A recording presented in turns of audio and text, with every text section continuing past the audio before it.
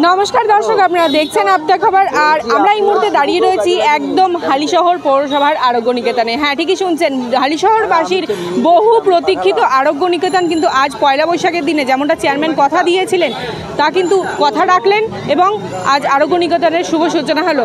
আসুন দেখে নেওয়া যাক এখানে কি কি পরিষেবা পাওয়া যাবে আর এ প্রসঙ্গে কি বলছেন বিধায়ক এবং চেয়ারম্যান।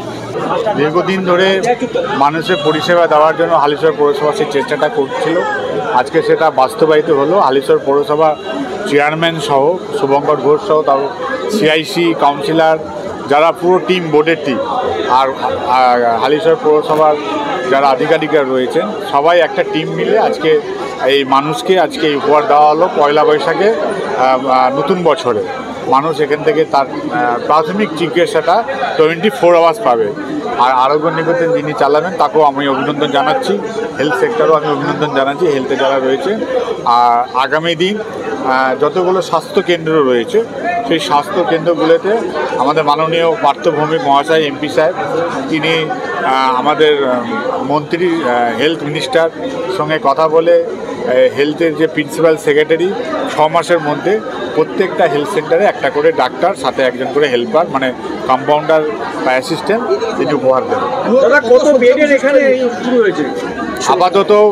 আপাতত 16 বেডের হয়েছে, উপরে আরও বিল্ডিংয়ের পেছনে আরও জায়গা রয়েছে। আরও বেডের ব্যবস্থা আমরা করবে হালিশহর পৌরসভায়। আপাতত এখন শুরু হলো, তারপরে আস্তে আস্তে এটা বড় হবে। নিশ্চয়ই পৌরসভার তরফ থেকে রয়েছে। আপনারা জানেন সারা বাংলায় যত সরকারি হসপিটালকে মাননীয় মুখ্যমন্ত্রী মমতা বন্দ্যোপাধ্যায় সবটাই ফ্রি অফ কস্ট, আর হেলথ কার্ড রয়েছে, বিভিন্ন সুবিধা রয়েছে। আর যদি সেরকম হয় খুব ন্যূনতম মানে তাও ফ্রি ধরুন, এইভাবে পরিষেবাটা পাওয়া যাবে। সবথেকে বড় কথা কি, এলাকার মানুষ 24 ঘন্টায় একটা পরিষেবা পাওয়ার একটা বড় জায়গা পেল, সেটা বড় উপহার। বিরোধীরা বলছেন পুরনো যে স্বাস্থ্যকেন্দ্র বা হাসপাতাল রয়েছে সেগুলির পরিকাঠামো পরিষেবা আগে ঠিক করুন, তারপরে না হয় এটা নতুন করে আবার চালু করবে। বিরোধীদের বলুন কি, সারা ভারতবর্ষে ডবল ইঞ্জিন সরকার রয়েছে, সেখানে দাঁড়িয়ে পশ্চিমবাংলায় মানুষের গড় আয়ু যখন থেকে মুখ্যমন্ত্রী মমতা বন্দ্যোপাধ্যায় তিনি মুখ্যমন্ত্রী হয়েছেন আজকে ডেট পর্যন্ত, ওনাদেরই তথ্য অনুযায়ী পশ্চিমবাংলার মানুষের গড় আয়ু বেড়েছে, অন্য রাজ্য থেকে 1 নম্বরে রয়েছে। আর আমাদের পিজি হসপিটাল যেটা দেখছেন এশিয়ার মধ্যে টপ। তাহলে যারা বিরোধীরা বলছে তাদেরকে বলুন। আর আমাদের যে এখানে সরকারি হসপিটালে যে আমাদের ট্রিটমেন্ট হচ্ছে, এখানে এইমস খুলেছে আমাদের কল্যাণীতে, আমার এখান থেকে প্রচুর মানুষ যায়, সেখানে গিয়ে শোষণ হয়, এইমসের নামে মানুষের ট্রিটমেন্ট হয় না। আমরা যেহেতু জনপ্রতিনিধি, চেয়ারম্যান রয়েছে, এমএলএ রয়েছে, চেয়ারম্যান ভট্টাচার্য রয়েছে, সবাই কাছে আসে, যখন আমরা এখান থেকে পেশেন্ট পাঠাই তাদেরকে শোষণ হয়, মেডিকেলি ওষুধের দাম, ওষুধ চায়, লেখা রয়েছে এখানে সব মানে অল্প মূল্যে ওষুধ, যে কটা অল্প মূল্যে বলা হয়েছে একটা ওষুধ সেখানে থাকে না। তো সেই জায়গায় দাঁড়িয়ে যারা বিরোধীরা বড় বড় কথা বলছে তারা বলবে, কিন্তু বাংলার মানুষ দেখবেন দিনের শেষে, রাতের শেষে মমতা বন্দ্যোপাধ্যায়ের পাশেই থাকে। বিস্তারিত দপ্তরে যে আছে আমাদের মাননীয় চেয়ারম্যান শুভঙ্কর ঘোষ বলবে, আর ওই হেলথ সেক্টরে যারা আছে তারা বলবে। সব ডিপার্টমেন্টই থাকবে। আর আরও ভালো বেশি মেডিকেলি লোক বলতে পারবে। আমি এটা বলতে পারি যে চিকিৎসাটা সবাই মোটামুটি সব রকম চিকিৎসাই পাবে। না, কাঁচরাপাড়া অলরেডি আমাদের এমপি সাহেব আমাদের তিনি কাঁচরাপাড়ায় শিবানী হসপিটালটা তিনি অলরেডি উনি ব্যবস্থা করেছেন।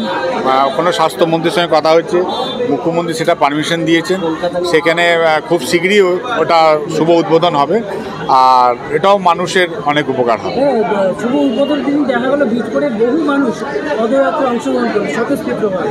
হ্যাঁ, বীজপুরের মানুষ তথা আমাদের পৌরসভার যারা একনিষ্ঠ, যারা সৈনিক, যারা 24 ঘন্টা মানুষকে সেবা, কনজারভেন্সি থেকে শুরু করে হেলথ থেকে শুরু করে বিভিন্ন জায়গায় সবাই আমরা মনে প্রাণে হৃদয়তা দিয়ে তারা মানুষেরকে একটা প্রচার করেছে এখানে আপনাদের সুলভভাবে হেলথ চিকিৎসা হবে। সারা রাত কি এখানে ওষুধ 24 আওয়ার্স।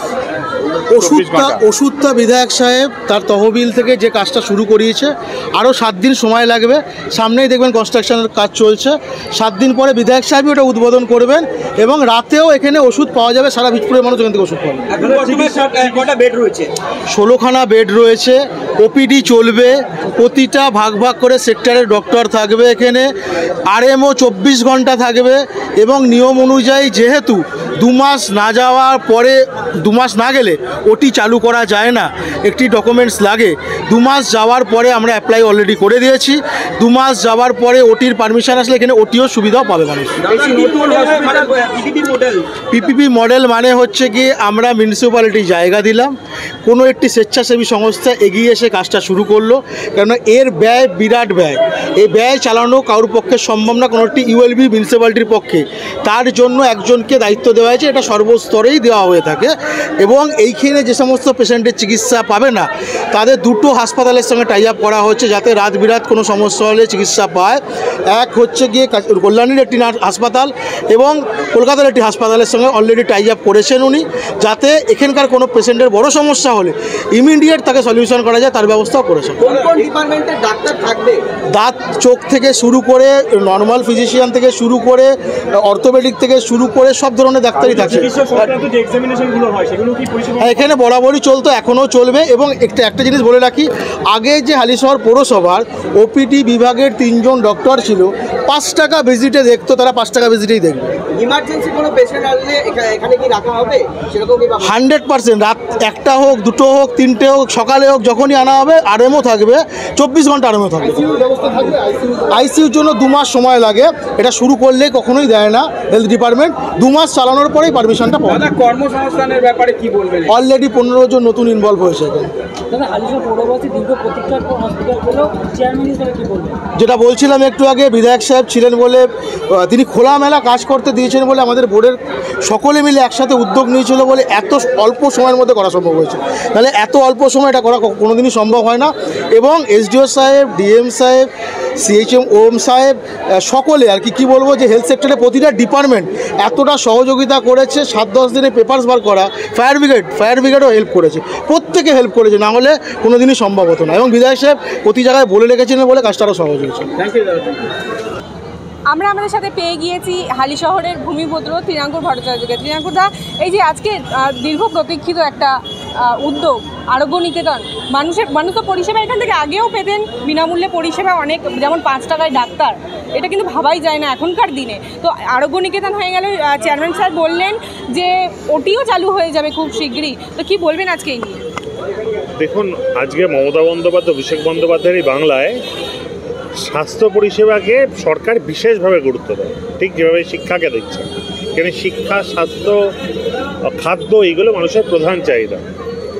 আজকে এই বীজপুর, যেটা আমার নিজের ঘর এবং হালিশহর আমার নিজের মিউনিসিপ্যালিটি, আমি একটা দিকে ভীষণ নিশ্চিন্তে মনে করি। আমি আমার কাজের ক্ষেত্রে ধরুন অধিকাংশ সময় হালিশহরের বাইরে থাকি, কিন্তু আজকে যদি আমার বাবা বা মার কারো শরীর খারাপ হয় রাত বিরেতে, ইনস্ট্যান্ট তিনি কোথায় যাবেন? এখান থেকে অ্যাপেলোতে যেতে গেলে 1-1.5 ঘন্টা, এখান থেকে যদি কল্যাণে নিয়ে যায় তা 40-45 মিনিট।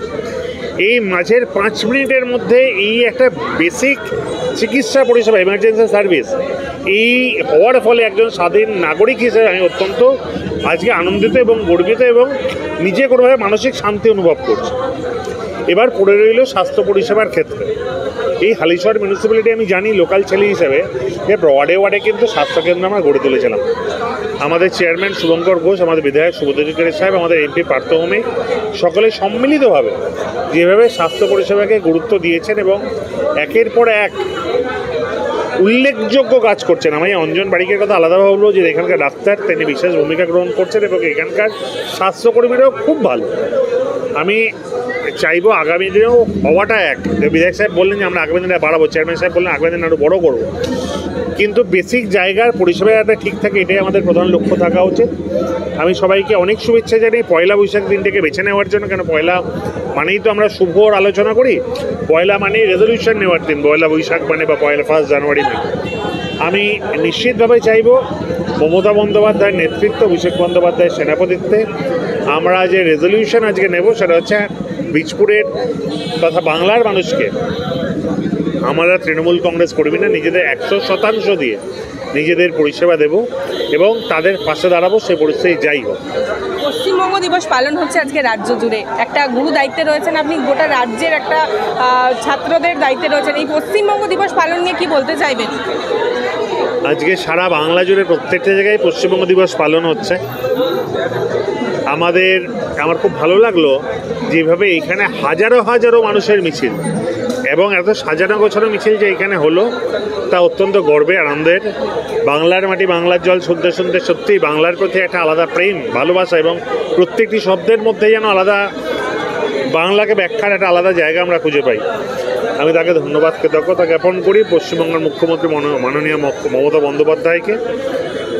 আমাদের বিশ্বাস করি এই বাংলা যে কৃষ্টি, বাংলা যে সংস্কৃতি, বাংলা যে ঐতিহ্য, সেটা রক্ষা করতে পশ্চিমবঙ্গ সরকার তথা তৃণমূল কংগ্রেস নিজেদের 100% দেবে এবং আগামী দিনেও আমরা আমাদের সংস্কৃতিকে না বলি কোনোভাবেই। যারা বহিরাগতরা বারবার এসে বাংলাকে অপমান করছে, যারা বাংলায় দাঙ্গা লাগাতে চাইছে, যাদের নেতা, যাদের বাংলার সভাপতি, এমপিরা ফেসবুক টুইটারের মধ্যে দিয়ে ফেক নিউজ প্রচারিত করছে এবং আমরা সেটা সামনে তুলে ধরে বলছি না এগুলো বাংলার ছবি নয়, বাংলার ছবি বলে এগুলো দিচ্ছে, সেখানে একদল যখন বাংলাকে দাঙ্গা লাগিয়ে বাংলায় ঘৃণার রাজনীতি করতে চাইছে, আজকে আমরা শপথ গ্রহণ করি সকলে মিলে যেন পয়লা বৈশাখ থেকেই আমরা নতুন করে যেন ভালোবাসার রাজনীতি করি।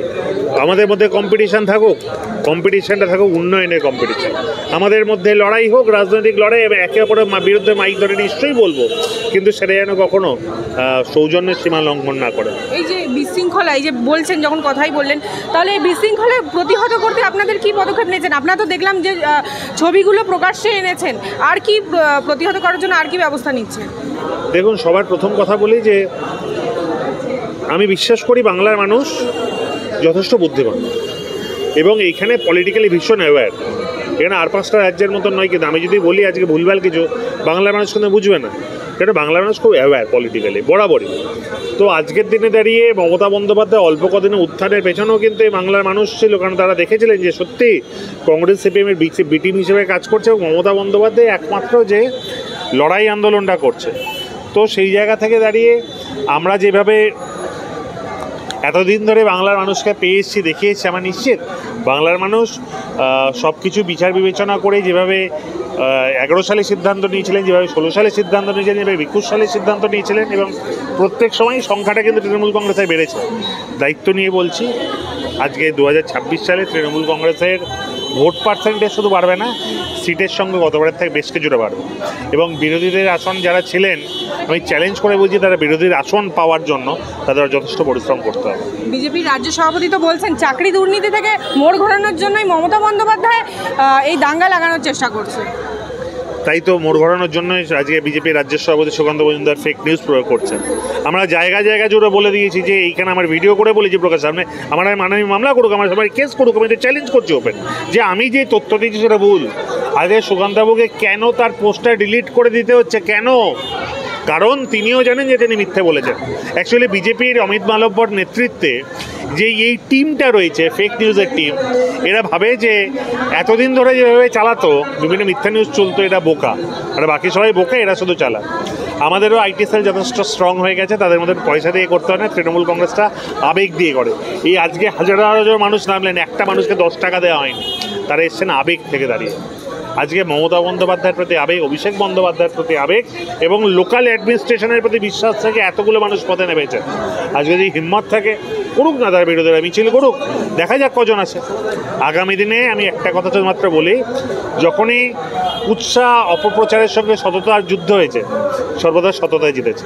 দায়িত্ব নিয়ে বলছি, আগামী দিনে সততা জিতবে, মমতা বন্দ্যোপাধ্যায় জিতবে। আজকে যেহেতু পশ্চিমবঙ্গ দিবস, শুভেন্দুবাবু বলছেন, শুভেন্দু অধিকারী বলছেন যে শ্যামাপ্রসাদ মুখোপাধ্যায় ইতিহাস ভোলাতে চাইছেন মমতা বন্দ্যোপাধ্যায়, আর এই বিজেপি নতুন করে ইতিহাস সৃষ্টি করতে চাইছে। আজকে এই বিজেপি নিজে যে ইতিহাস লেখেন, সেই ইতিহাস বাকিদের পড়াতে চান, মানুষকে বোঝাতে চান, আর তিনি ভাবেন ভারতবর্ষ অনেক প্রান্তের মানুষকে ভুল বোঝাতে পারলেও বাংলায় তিনি ভুল বোঝাতে পারবেন, কিন্তু এতদিন ধরে তাদের যেভাবে আশা, যেভাবে মিথ্যা প্রমাণিত হয়েছে, তাদের সব চক্রান্তে যেভাবে জল ঢালা গেছে, দায়িত্ব নিয়ে বলছি 2026-এ ঈদের গালে একটা বড় চপাটাঘাত দেবেন বাংলার মামাটি মানুষের প্রতিনিধিরা, এবং এই শুভেন্দুকে বাংলার মানুষ এবং বিজেপির অন্দর থেকেই হয়তো জুটো ঝাঁটা মেরে বের করবে, কারণ এই বিজেপিতে এই শুভেন্দু যাওয়ার পর বিজেপির হাল আরও খারাপ হয়েছে। দিয়েছিলেন একটা স্বাস্থ্য এবং একটা শিক্ষা। আপনারা ইতিমধ্যে দেখেছেন বীজপুর বিধানসভার মধ্যে বিশেষত হালি শহরের বহু শিক্ষা প্রতিষ্ঠানকে বিধায়ক তহবিল থেকে অর্থ সাহায্য করেছেন এবং যে অর্থের বিনিময়ে স্কুলগুলো যথেষ্ট তাদের ডেভেলপমেন্টের কাজ করতে পেরেছে। ঠিক তেমনি বিধায়ক নির্বাচিত হওয়ার ঠিক 15 দিনের মাথায় হালি শহরে সেফ হোম তৈরি করেছিলেন, কারণ তখন কোভিড পিরিয়ড ছিল। সেটা আমাদের স্বাস্থ্যক্ষেত্রে প্রথম পদক্ষেপ বলতে পারি, এবং বিধায়কের যেটা স্বপ্ন ছিল হালি শহরের মাটিতে একটা হসপিটাল তৈরি করা, আজকে সেই স্বপ্নের বাস্তবায়ন। সুন্দরভাবে গড়ে উঠেছে হালিশহর পৌরসভার আরোগ্য নিকেতন। সমস্ত চিত্রই আপনাদের সম্মুখে তুলে ধরলাম। আপনারা দেখছেন আপতা খবর, দেখতে থাকুন, সঙ্গে থাকুন।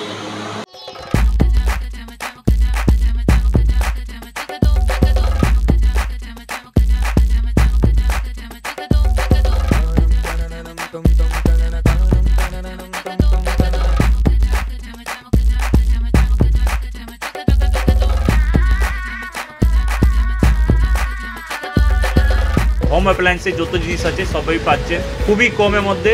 এখন 60% অফ চলছে। নয়ারটি গৌরীপুর চৌমাথা এটা পড়ছে, কেসি লাইট হাউস আছে। ট্রেডিশনাল হোক বা ট্রেন্ডি নারী, পুজো মানে প্রিয় গোপাল বিষয়ী। কলকাতায় আর জেলায় জেলায় জুয়েলার্স মানে B Das and sons jewellers. নতুন রূপে নতুন সাজে কাঁচরাপাড়ায় এক্সক্লুসিভ অলংকার ডিজাইন ও ভরপুর কালেকশনের সম্ভার নিয়ে B Das and sons jewellers. নতুন রূপে নতুন সাজে। নতুন রূপে নতুন সাজে এবং আরো বড় পরিসরে চলে এলো দি বেঙ্গল ধাবা। হ্যাঁ, ঠিক শুনেছেন, কাবা কল্যাণী এক্সপ্রেস ওয়ের ধারে অত্যন্ত সুনামের সঙ্গে চলছে দি বেঙ্গল ধাবা। এখানে রয়েছে 7000 square feet banquet, conference hall, family lounge, bar, rooftop lounge. এছাড়াও এখানে রয়েছে ইন্ডিয়ান, চাইনিজ, কন্টিনেন্টাল সহ মাল্টি কুইজিন রেস্টুরেন্ট। তাদের নতুন সংযোজন চাম্পারান মাটন, সাথে সন্ধ্যায় খোলা আকাশের নিচে চা অথবা উপভোগ করুন দারুণ দারুণ ইভিনিং স্ন্যাক্স। তাই আর দেরি না করে দেশ বিদেশের নামি দামি সুস্বাদু খাবার খেতে আজই চলে আসুন দ্য বেঙ্গল ধাবায়।